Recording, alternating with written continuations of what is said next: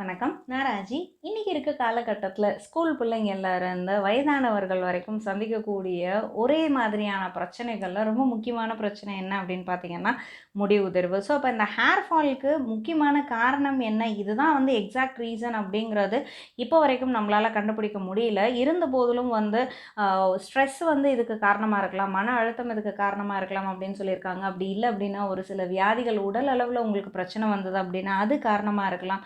Iron deficiency உங்கள் உடம்புல இரும்பு சத்து குறைபாடு இருந்தது அப்படின்னா வரலாம். அதே மாதிரி முக்கியமாக பார்த்தீங்க அப்படின்னா கர்ப்பிணி பெண்களுக்கு அல்லது குழந்தை பிறந்ததுக்கப்புறம் அவங்களுக்கு தேவையான போஷாக்கு கிடைக்கல அப்படின்னா இருக்கலாம் அப்படின்னு சொல்லுவாங்க. ஒரு சில இல்னஸ் கண்டிஷனில் எடுத்துக்கக்கூடிய மருந்துகள் இப்போ புற்றுநோய் அதுக்கெல்லாம் பார்த்தீங்க அப்படின்னா எடுத்துக்கக்கூடிய மருந்துகளால் முடி கொட்டுவதற்கான வாய்ப்புகள் இருக்குது. ஸோ அதெல்லாம் என்ன அப்படின்னு பார்த்தீங்கன்னா ரிவர்சபிள், அதாவது அந்த ஒரு பர்டிகுலர் வியாதியிலிருந்து நம்ம குணம் அடைந்ததுக்கப்புறம் திரும்ப அந்த முடி உதிர்வு நின்றும் அப்படின்ற மாதிரி சொல்லியிருக்காங்க. பட் வேற இந்த ஸ்ட்ரெஸ் இந்த மாதிரியான விஷயங்களுக்கு கண்டிப்பாக இது திரும்ப வர்றதுக்கான இது இல்லை, வாய்ப்பு இல்லை அப்படிங்கிற மாதிரி சொல்லியிருக்காங்க. அண்ட் அதே மாதிரி பார்த்தீங்க அப்படின்னா ஜெனட்டிக் ரீசன்ஸும் இது இருக்கலாம்.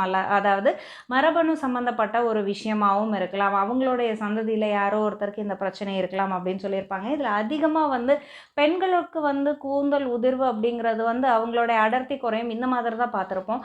ஆண்களுக்கு தான் இந்த பால்ட்னஸ், அதாவது அந்த வழுக்கை விழுகிறது அப்படிங்கிறது ரொம்ப அதிகமாக இன்னைக்கு காலகட்டத்தில் பார்க்கக்கூடிய ஒரு விஷயம். நான் முதவே சொன்ன மாதிரி இதுதான் அப்படின்னு எக்ஸாக்டாக நம்ம ரீசன் சொல்ல முடியாது. இருந்த போதிலும் ஆண்ட்ரோஜன் அப்படின்ற அந்த ஹார்மோன் தான் இதுக்கு ரொம்ப முக்கியமான காரணமாக இருக்குது அப்படின்னு சொல்லியிருக்காங்க.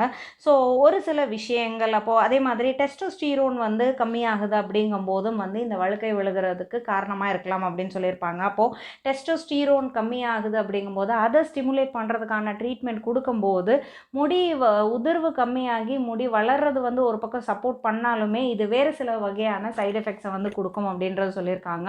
ஆன் த ஹோல் உடல் அளவுலையும் சரி மனதளவுலையும் சரி தெளிவான போஷாக்கோட இருந்தோம், ஒரு நல்ல போஷாக்கோட இருந்தோம். ஸோ ஹெல்தி பீயிங் அப்படின்னு சொல்லும் போதே கண்டிப்பாக ஃபிசிக்கல் அண்ட் மென்டல் ஹெல்த் ரெண்டையும் சேர்த்து தான் சொல்லுவாங்க.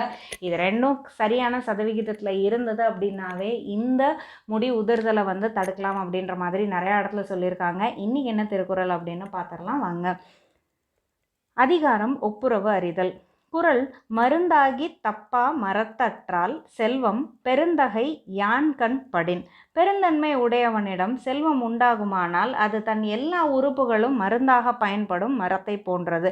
கண்டிப்பாங்க ரொம்ப ஒரு நல்ல மனிதர்கிட்ட சேரக்கூடிய ஒரு செல்வம் எல்லாருக்குமே பயன்படுற மாதிரி இருக்கும். அதை ரொம்ப அழகாக வள்ளுவர் பெருந்தகை கிட்ட இருக்க எல்லா உறுப்புகளையும் கொடுத்து உதவக்கூடிய ஒரு மரம், அது வாழை மரமாக இருக்கலாம், தென்னை மரமாக இருக்கலாம், அந்த மாதிரியான மரத்தோட ஒப்பிட்டு சொல்லியிருக்காரு. நிச்சயமாக இன்னைக்கு நாள் ஒரு நல்ல ஆரம்பமாக ஒரு புத்துணர்ச்சியான நாளாக இருக்கும் அப்படின்னு நான் நம்புகிறேன். ஜெய் ஹிந்த்.